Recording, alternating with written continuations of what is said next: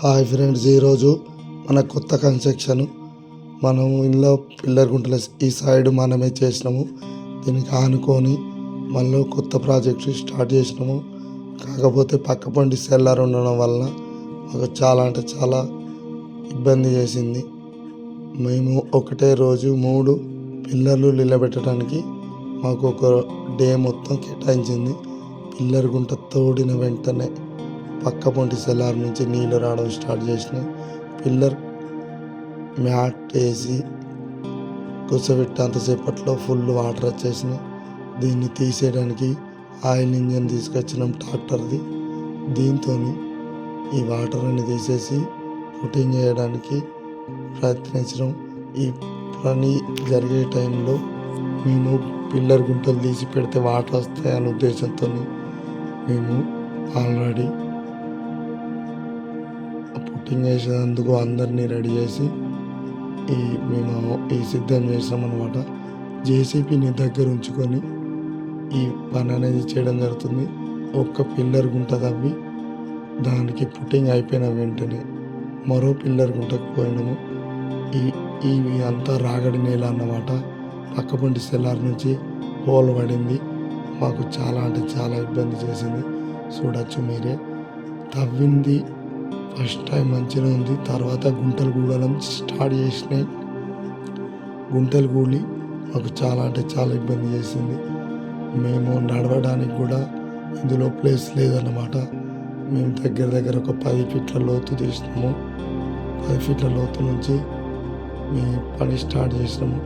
నడవడానికి ఇబ్బంది అవుతుందని చెప్పి అందరం లైన్ వైజ్గా నిల్చొని పుట్టింగ్ మాల్ వేయడం జరిగింది. ఒక్కొక్క పుట్టింగ్ వచ్చేసి 12 బస్తాల పుట్టింగ్ వేసినాం అన్నమాట. 12 బస్తాల పుట్టింగ్, ఎందుకంటే వాటర్ ఎక్కువ ఉంటాయని చెప్పి మేము ఈ 12 బస్తాల పుట్టింగ్ వేసినాము. పిల్లర్ కూడా చాలా అంటే చాలా బందోబస్తు కట్టించినాము. అన్ని 16 రాడ్లే.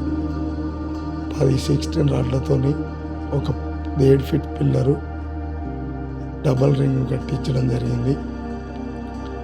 ఆ ఒక పిల్లర్ అయిపోయిన తర్వాతనే మరో గుంట స్టార్ట్ చేసినాము. అది ఎందుకంటే మళ్ళీ ఇబ్బంది కావద్దని చెప్పి రెండో గుంటలో పిల్లర్ కూసబెట్టి అంతసేపటికే వాటర్ రాలేదు.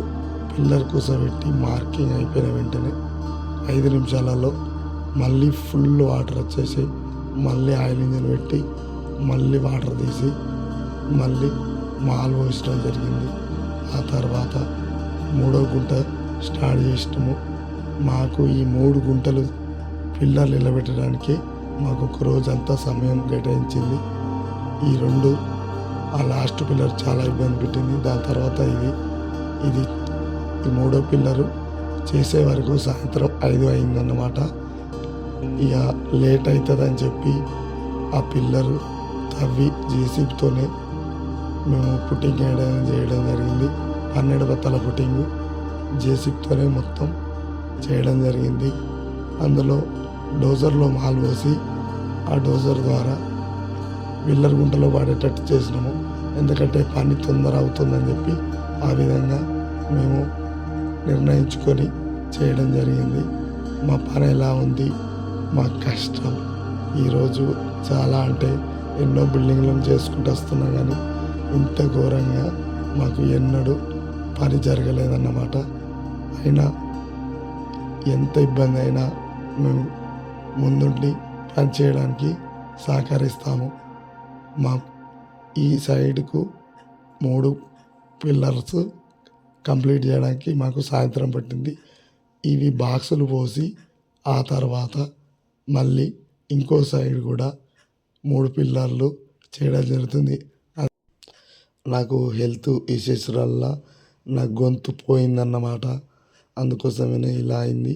మొత్తానికైతే 3 పిల్లర్ల పుట్టింగ్ ఒక్కరోజు మేము ఇలా చేసినాం. మీరు ఎన్నడన్నా ఇలా చేసిరా కామెంట్ చేయండి.